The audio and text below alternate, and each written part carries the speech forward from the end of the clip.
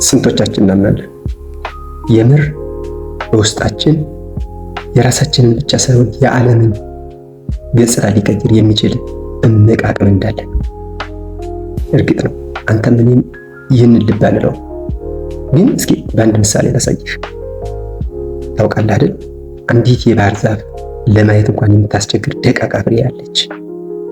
እሷ ደቃቃ ፍሬ በሚመች ሁኔታ ስትሆን ትበቅላለች።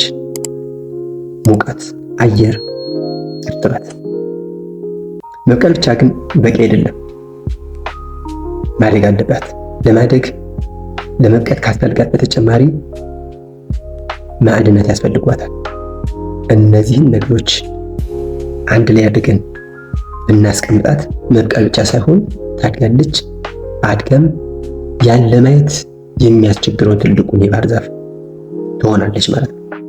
ግን ልብ በል መነሻ ያቺ የባህር ዛፍ ፍሬ ስትጀምር ለማየት እንኳን የምታስቸግር ደቃቃ ነበረች። ታዲያ እነዚህ ሁሉ ሁኔታዎች ካለፈች በኋላ ትልቁን ለማየት የሚከብደውን ዛፍ ሆነች ማለት ነው። ይህን ትልቅ የባህር ዛፍ የመሆን እምቅ አቅሟ በውስጧ ይዛለች። ታዲያ በተቃራኒው ይች ደቃቋ የባህር ዛፍ ፍሬ ከላይ የጠቀስናቸው ለመብቀልና ለማደግ የሚያስፈልጋት ምቹ ሁኔታዎች ባይፈጠሩስ ምን ትሆናለች? ምንም።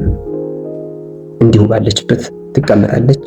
ጊዜዋ ሲያልፍ እንዳልነበረች ትሆናለች። እስኪ ወደ አንተና ወደ እኔ ወደ መነሻ ሀሳባችን እንምጣ።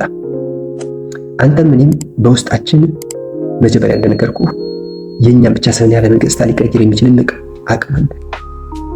ታዲያ ይህ እምቅ እኛ ማደግ በሚፈልጉ ሁሌ አዳዲስ ሀሳብ በሚያመጡ ራሳቸውን በሚያሻሽሉ ሰዎች ዙሪያ ብንሆን የዛሬ ሳምንት፣ የዛሬ ወር፣ የዛሬ ዓመት፣ የዛሬ 3፣ 5፣ 10 ዓመት የእኛን ችግር ብቻ ሳይሆን የዓለምን ችግር እንቀርፋለን ማለት ነው።